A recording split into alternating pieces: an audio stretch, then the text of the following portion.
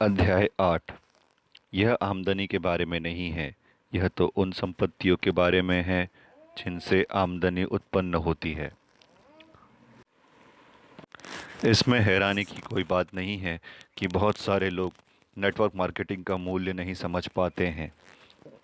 दरअसल जो लोग इससे सचमुच जुड़े हुए हैं उनमें से भी कोई पूरी तरह नहीं समझ पाता है कि वह अपने हाथों में जो अवसर थामे हैं वह कितना मूल्यवान है।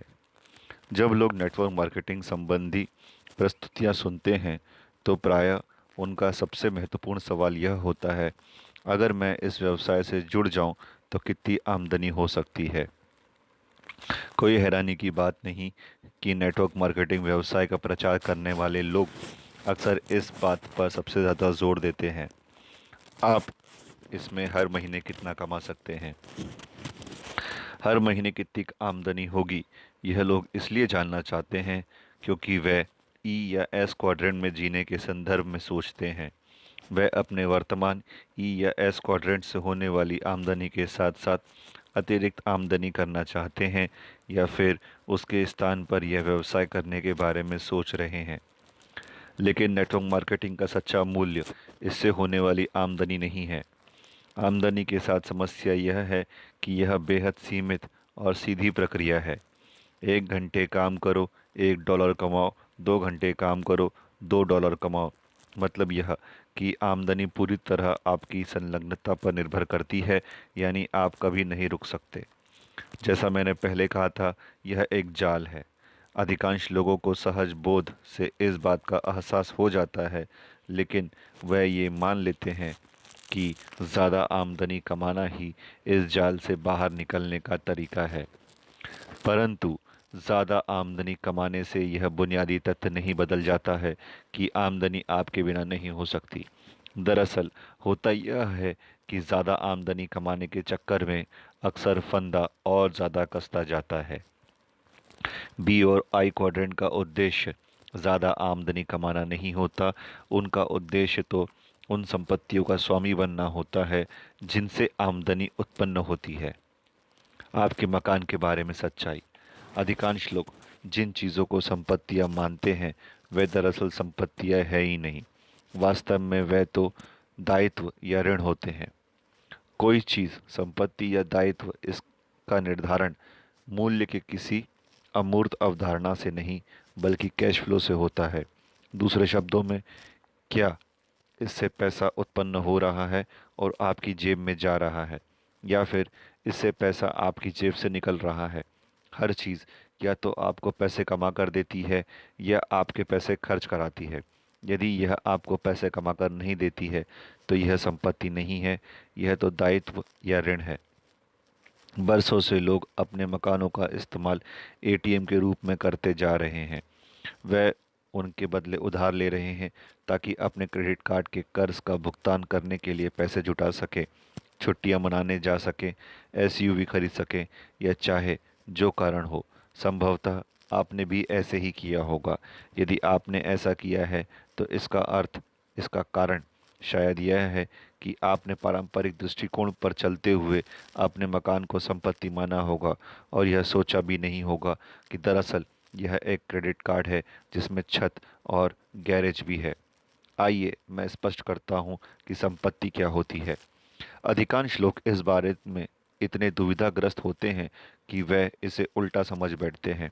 वह डिक्शनरी के पन्ने पलटते हैं और देखते हैं कि संपत्ति वह होती है जिसका कुछ मूल्य होता है। देखिए, शायद समस्या मूल शब्द में छिपी है। मेरा एक सवाल का जवाब दें, आपके मकान का मूल्य कितना है? इससे पहले कि आप जवाब दें, मैं ये सवाल अलग तरीके से पूछना चाहूँगा। आपके मकान से हर महीने आपको कितनी आमदनी होती है? संभावना इस बात की है कि आपका जवाब यह होगा, देखिए, कुछ भी नहीं। सच कहूँ तो हर महीने इसकी देखभाल, मरम्मत आदि में मेरा काफ़ी खर्च हो जाता है। यकीनन ऐसा इसलिए है क्योंकि आपका मकान संपत्ति नहीं है, यह तो दायित्व है। आप कहते हैं, लेकिन एक मिनट ठहरें, मेरे मकान का मूल्य $2 लाख होगा। ओह, सचमुच? कब? जब आप इसे भविष्य में किसी काल्पनिक समय बेचेंगे। लेकिन इसके बाद आप कहाँ रहेंगे? क्या आप मकान बेचने पर मिली रकम से रहने के लिए दूसरा मकान खरीदेंगे?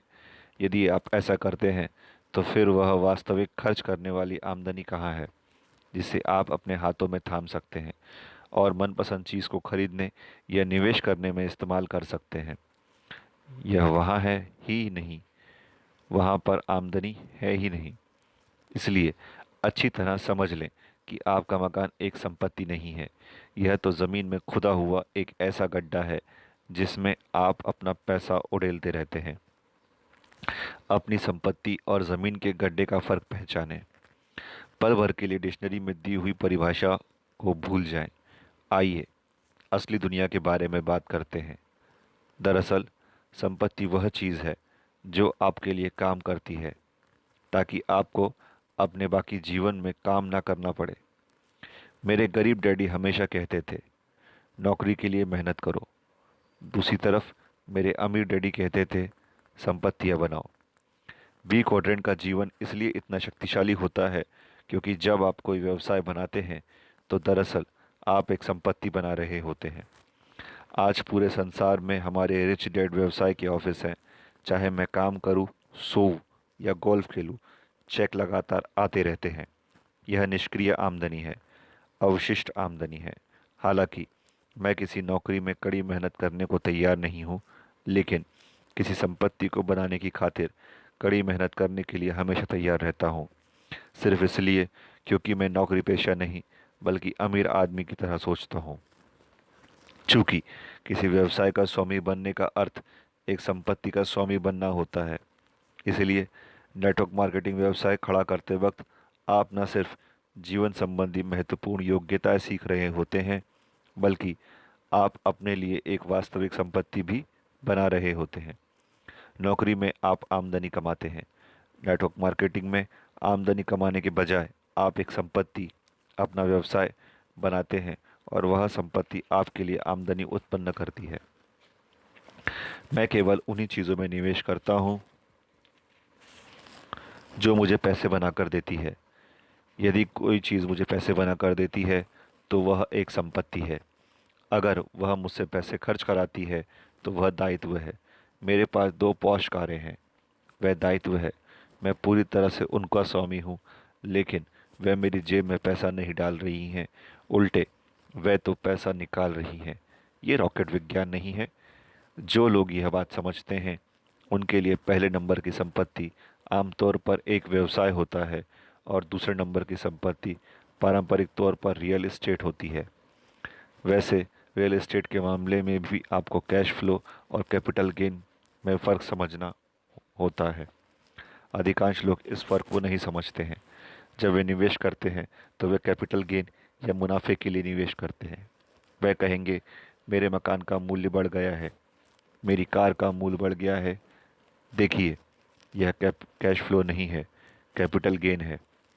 रियल एस्टेट का स्वामी बनने का उद्देश्य इसे मुनाफे में बेचना नहीं बल्कि एक संपत्ति के रूप में रखना है। यदि आप $1 लाख में कोई प्लाट खरीदते हैं और इसके बाद उसे $2 लाख में बेच देते हैं तो वह संपत्ति नहीं है। आपको तो दरअसल सिर्फ $1 लाख का कैपिटल गेन या मुनाफा हुआ है। इसकी खातिर आपको एक संपत्ति बेचनी पड़ी। आपने उस संपत्ति की हत्या कर दी। यह तो पैसे की खातिर आपने गाय बेचने जैसा है। मैं तो गाय का मालिक बने रहकर दूध बेचना चाहूँगा। नौकरी करने में सबसे बड़ी समस्या यही है। नौकरी कोई संपत्ति नहीं है। क्या आप इसे ईबे पर बेच नहीं सकते।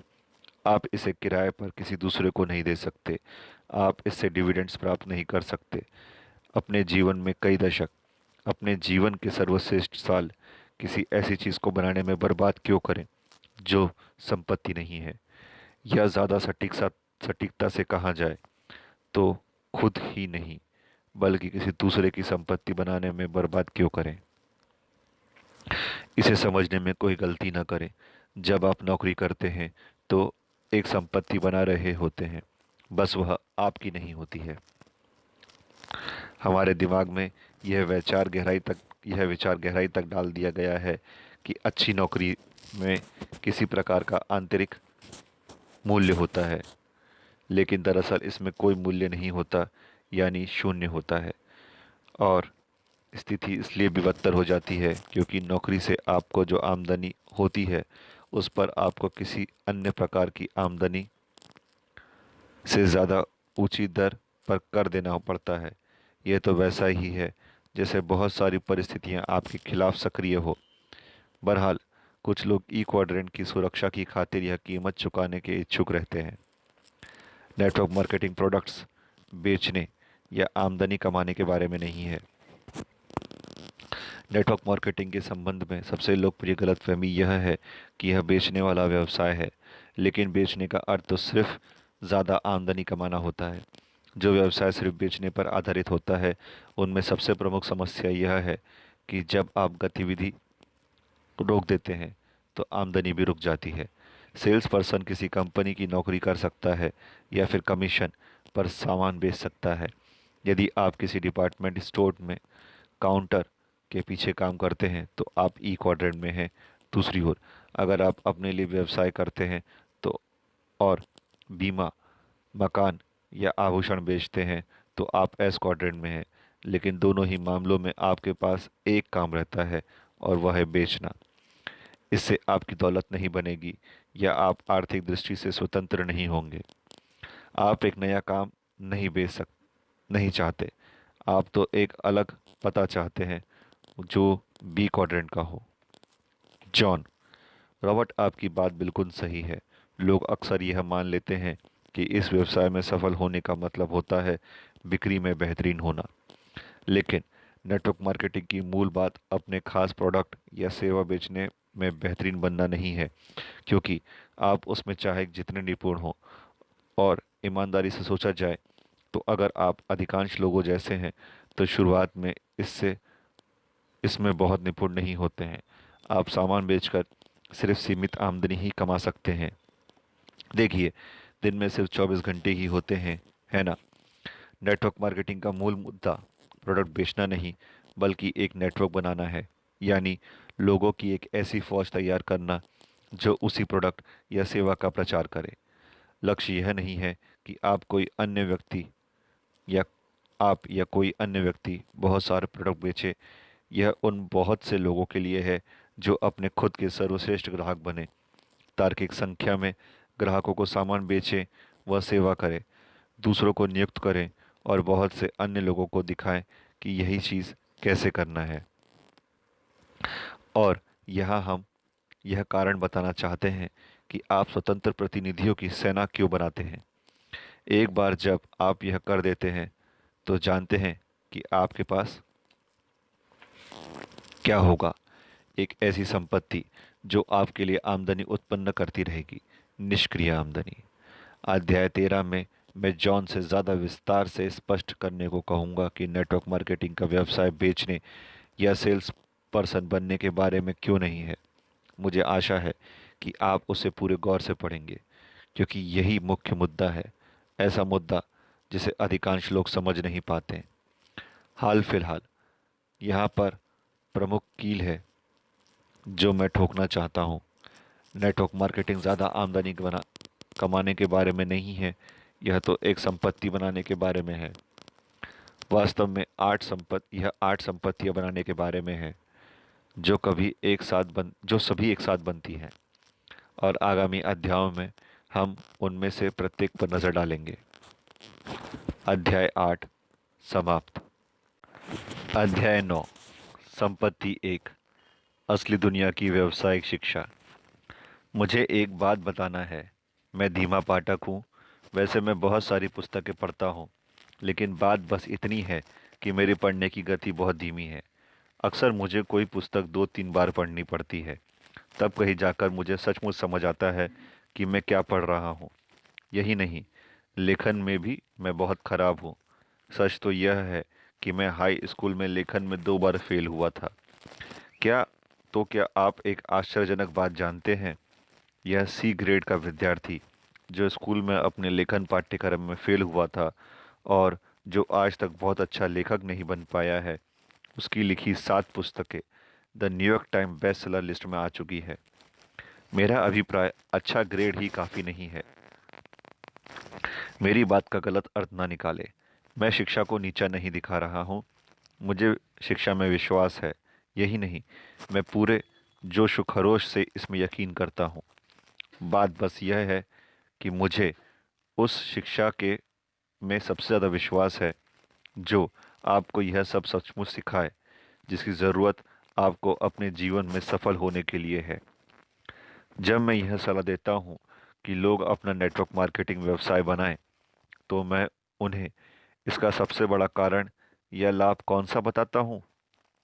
मेरी नज़र में सबसे बड़ा लाभ व उत्कृष्ट, यहाँ तक कि जीवन बदलने वाले प्रोडक्ट भी नहीं है जिन्हें आप बेच सकते हैं। सबसे बड़ा लाभ वह पैसा भी नहीं है जिसे आप कमा सकते हैं। वह आर्थिक स्वतंत्रता भी नहीं जिसे आप प्राप्त कर सकते हैं। हाँ, प्रोडक्ट अक्सर उत्कृष्ट होते हैं, और हाँ, मैं दौलत बनाने का असली मार्ग प्रदान करने के संदर्भ में भी नेटवर्क मार्केटिंग को बहुत मूल्यवान मानता हूँ। लेकिन ये वे सबसे महत्वपूर्ण लाभ नहीं है जो आपको इस अनुभव से हासिल होते हैं। इस अनुभव से मिलने वाला सबसे बड़ा मूल्यवान लाभ है असली दुनिया की व्यावसायिक शिक्षा। 3 प्रकार की शिक्षा। यदि आप वित्तीय दृष्टि से सफल होना चाहते हैं, तो आपको 3 प्रकार की शिक्षा की ज़रूरत होती है: स्कूली, पेशेवर और वित्तीय शिक्षा। स्कूली शिक्षा आपको पढ़ना, लिखना और हिसाब किताब करना सिखाती है। यह एक महत्वपूर्ण शिक्षा है, खास तौर पर आज के संसार में। व्यक्तिगत रूप से मैं स्कूली शिक्षा में अच्छा प्रदर्शन नहीं कर पाया, जैसा मैं पहले ही बता चुका हूँ।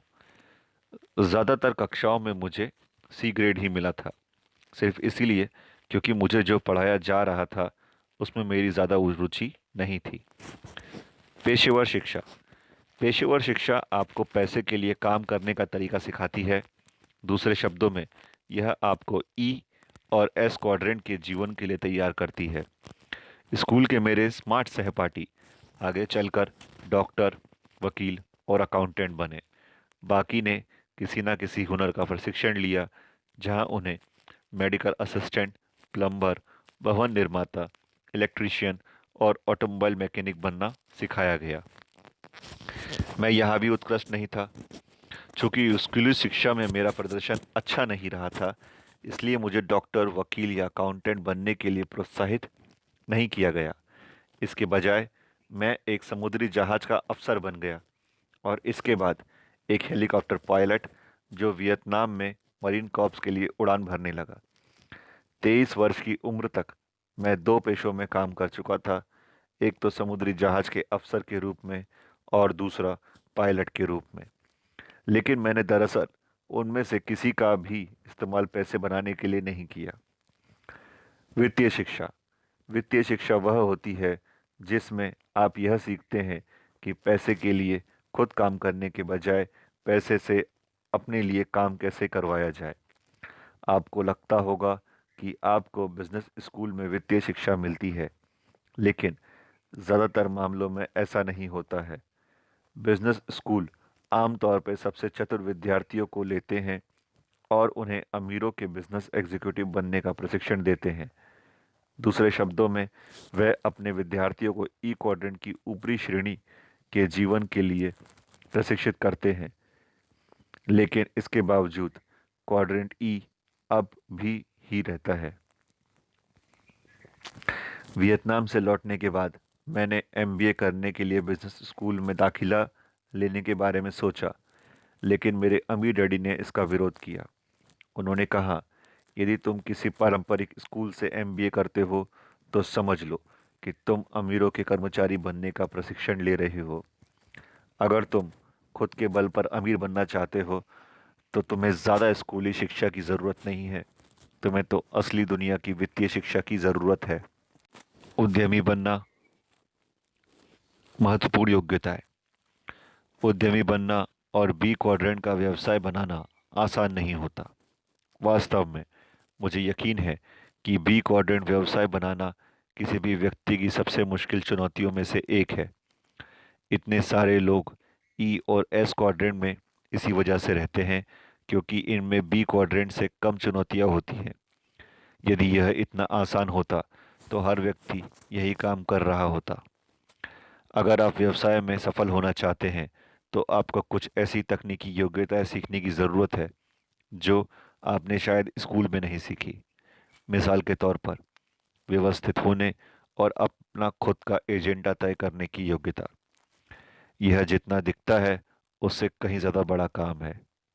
जो लोग नेटवर्क मार्केटिंग के दायरे में दाखिल होते हैं, कई बार तो उन्हें एक प्रकार का सांस्कृतिक सदमा पहुंचता है, क्योंकि इससे पहले तो कोई दूसरा व्यक्ति उन्हें हर बार बताता था कि क्या करना है। हो सकता है कि आप ई क्वाड्रेंट में बहुत बहुत कड़ी मेहनत करें, लेकिन इसके बावजूद आपको लक्ष्य तय करने, कार्य योजना बनाने, अपना एजेंडा तय करने, अपने समय का प्रबंधन करने और उत्पादक कार्यों की एक स्पष्ट श्रृंखला के क्रियान्वयन का जरा भी अनुभव ना हो। में भरी बात यह है कि बहुत से लोगों में ये बुनियादी योग्यताएं नहीं होती। सदमे भरी लेकिन आश्चर्यजनक नहीं। देखिए, ई क्वाड्रेंट में आपको दरअसल इन योग्यताओं की ज़रूरत ही नहीं होती, लेकिन अगर आप बी क्वाड्रेंट के में कदम रख रहे हैं तो योग्यताएं वैकल्पिक नहीं है। वह तो उन योग्यता जितनी ही महत्वपूर्ण है, जैसे यह जानना कि चेकबुक को बैलेंस कैसे किया जाए, वित्तीय योजना कैसे लिखी जाए और सालाना रिपोर्ट कैसे पढ़ी जाए, कर लाभ और उनके द्वारा सिखाया गया सबक। जो लोग नेटवर्क मार्केटिंग के क्षेत्र में बिल्कुल नए होते हैं, उन्हें यह जानकर काफ़ी हैरानी होती है कि घर से किए जाने वाले इस व्यवसाय में उन्हें कर संबंधी कितने ज़्यादा लाभ होते हैं। अधिकांश लोगों के दिमाग में कम से कम एक धुंधला विचार होता है कि अमीर लोग सभी तरह के कर लाभों का आनंद लेते हैं, जिनका आनंद वे नहीं ले सकते। लेकिन चूंकि वे अपना पूरा जीवन ई क्वाड्रेंट के भीतर जीते हैं, इसलिए उन्हें आमतौर पर इस बात की कोई समझ नहीं होती कि कर संबंधी वे लाभ कौन से हैं या कैसे मिलते हैं। इसलिए लोगों को यह जानने पर अक्सर सदमा पहुंचता है कि वे भी कर संबंधी उन्हीं लाभों या छूटों का आनंद ले सकते हैं और अपना नया व्यवसाय शुरू करने के पहले दिन से ही अपनी जेब भरना शुरू कर सकते हैं। हाल ही में कर नीतियों में कई बदलाव हुए हैं। साथ ही छोटे व्यवसायों और स्वरोजगार वाले लोगों के लिए खास बीमा योजनाएं भी शुरू की गई है। इनकी बदौलत कर संबंधी बहुत से लाभ लेना अब पहले के मुकाबले ज़्यादा आसान हो गया है, जो सामान्य बड़े कॉरपोरेशन की टक्कर के हैं, यहाँ तक कि उससे भी आगे के हैं। अपने खाली समय में नेटवर्क मार्केटिंग व्यवसाय शुरू करके और अपनी नियमित नौकरी में बने रहकर आप अमीरों जैसे कर संबंधी लाभ हासिल कर सकते हैं। पार्ट टाइम व्यवसाय करने वाला व्यक्ति कर्मचारियों के मुकाबले कर में ज़्यादा छूट ले सकता है। ऊपर उन चीज़ों के चंद उदाहरण दिए गए हैं जिन पर आप पहले से पैसा खर्च कर रहे हैं, लेकिन घर पर आधारित नेटवर्क मार्केटिंग व्यवसाय शुरू करने के बाद आप कानूनी तौर पर उन पर कर में छूट ले सकते हैं। टिप: यह सूची सिर्फ समझने के उद्देश्य से दी गई है। अपनी व्यक्तिगत स्थिति के बारे में कर संबंधी परामर्श के लिए आपको अपने कर परामर्शदाता से सलाह लेनी चाहिए। मिसाल के तौर पर आप कार खर्च, पेट्रोल, लंच, डिनर, मनोरंजन पर होने वाले खर्च पर कर में छूट ले सकते हैं। जाहिर है, इस मामले में आपको किसी सीपीए से परामर्श लेने की ज़रूरत है, और ऐसा करने पर आप पाएंगे कि सीपीए से मिलने जाने पर जो आपने खर्च किया है उस पर भी आपको कर में छूट मिलती है। दूसरे शब्दों में, सरकार आपको यह सलाह लेने के लिए भी कर में छूट देगी कि कम कर कैसे भरा जाए। ये सब बताने से मेरा मकसद आपको सिर्फ यह बताना ही नहीं है कि नए व्यवसाय के पहले दिन से ही आपको कर बचत के ज़रिए कितना महत्वपूर्ण आर्थिक लीवरेज मिलता है। इससे बढ़कर मैं यह भी आपके दिमाग में डालना चाहता हूँ कि अधिकांश लोगों को ज़रा भी अंदाज़ा नहीं होता कि बी क्वाड्रेंट में रहना कैसा होता है। जब अधिकांश लोगों को यहाँ मौजूद कर लाभों का पता चलता है तो उन्हें सदमा लगता है, क्योंकि वह बी क्वाड्रेंट उनके लिए अटलांटिस के खोजे हुए महाद्वीप जैसा होता है। नेटवर्क मार्केटिंग की एक सुंदर विशेषता यह है कि यह रहस्य का पर्दा हटा देता है और आपको बी क्वाड्रेंट का जीवन दिखा देता है। असली दुनिया की व्यावसायिक शिक्षा में आपका स्वागत है। जीवन संबंधी योग्यताएं। जब व्यवसाय को सफल बनाने की बात आती है तो यह सिर्फ तकनीकी योग्यताओं की बदौलत ही नहीं होता। इससे भी ज़्यादा महत्वपूर्ण जीवन संबंधी वह योग्यताएं हैं जिनकी बदौलत आप बी क्वाड्रेंट में सफलतापूर्वक यात्रा कर सकते हैं। जीवन में दीर्घकालीन सफलता की कुंजी आपकी शिक्षा और योग्यताएं हैं, आपके जीवन के अनुभव हैं और सबसे बढ़कर आपका व्यक्तिगत चरित्र है। मिसाल के तौर पर मुझे यह सीखना था कि अपनी आत्मशंका, संकोच और अस्वीकृति के डर से कैसे उबरा जाए। मुझे व्यक्तिगत विकास की यह योग्यता भी सीखनी थी कि असफल होने के बाद कैसे उठा जाए और आगे बढ़ते रहने का हौसला कैसे जुटाया जाए। बी क्वाड्रेंट के व्यवसाय में सफल होने के इच्छुक हर व्यक्ति को इन गुणों का विकास करना होता है, फिर चाहे यह नेटवर्क मार्केटिंग व्यवसाय हो, फ्रेंचाइजी हो या उद्यमी कंपनी हो। यदि या ये गुण यदि आप ये गुण स्कूल में नहीं सीखते हैं, कार्यस्थल पर नहीं सीखते हैं और बड़े होते समय आपको घर पर भी नहीं सिखाए गए हैं, तो आप उन्हें कहाँ सीखेंगे? संसार में आपको ऐसा व्यवसाय कहाँ मिलेगा जो आपकी शिक्षा और व्यक्तिगत विकास के समय का निवेश करे, साथ ही अपना व्यवसाय खड़े करने में आपकी मदद भी करे? और कहाँ? नेटवर्क मार्केटिंग में। जॉन रॉबर्ट, यह रोचक है कि आप हमेशा व्यवसायिक शिक्षा को नेटवर्क मार्केटिंग का सबसे बड़ा लाभ मानते हैं। मैं सोचता हूँ इस बात में काफ़ी दम है। अक्सर लोग नेटवर्क मार्केटिंग में अपने अनुभव के ज़रिए ऐसी योग्यताएं सीखते हैं और ऐसे गुणों का विकास करते हैं जो वे इसके बिना कभी नहीं सीख पाते। नेटवर्क मार्केटिंग लोगों को सिखाती है कि वे अपने डर से कैसे उभरे, कैसे संवाद करें, कैसे नहीं कहने वाले लोगों के मनोविज्ञान को समझे और कैसे अस्वीकृति तथा असली दुनिया की अन्य चुनौतियों के बावजूद लगन से जुटे रहें। यहाँ कुछ अत्यंत महत्वपूर्ण योग्यताएं दी जा रही हैं जो नेटवर्क मार्केटिंग की असली दुनिया की शिक्षा में सिखाई जाती है। 1. सफलता का नज़रिया। 2. सफलता के लिए पोशाक। 3. व्यक्तिगत डरों, शंकाओं और आत्मविश्वास की कमी से उबरना। 4. अस्वीकृति से के डर से उबरना। 5. संवाद कुशलता। 6. लोक व्यवहार की योग्यताएं। 7. समय प्रबंधन की योग्यताएं। 8. जवाबदेही की योग्यताएं। 9. व्यवहारिक लक्ष्य निर्धारण। 10. धन प्रबंधन की योग्यताएं। 11. निवेश संबंधी योग्यताएं। अच्छी नेटवर्क मार्केटिंग कंपनियां इन सभी क्षेत्रों में प्रशिक्षण की ठोस योजना प्रदान करती हैं और मैं सहमत हूं, ऐसी शिक्षा सचमुच अनमोल है। वास्तव में आपको ऐसी दूसरी जगह मुश्किल से मिलेगी जहां आप अच्छा पैसा देने के बावजूद यह सारा प्रशिक्षण हासिल कर सके। मेरी स्थिति को तो रहने ही दें जहां यह सीखने के लिए वह आपको भुगतान भी करे। नेटवर्क मार्केटिंग में हमारे बीच यह कहावत लोकप्रिय है कि यह एक ऐसा व्यवसाय है जहां आप सीखते सीखते कमाते हैं। यह एक बेहतरीन कहावत है क्योंकि यह नेटवर्क मार्केटिंग व्यवसाय के बारे में इस प्रमुख बिंदु को रेखांकित करती है। आप यह करके ही इसे करना सीखते हैं, क्लासरूम में बरसों तक बैठकर किसी का लेक्चर सुन के नहीं।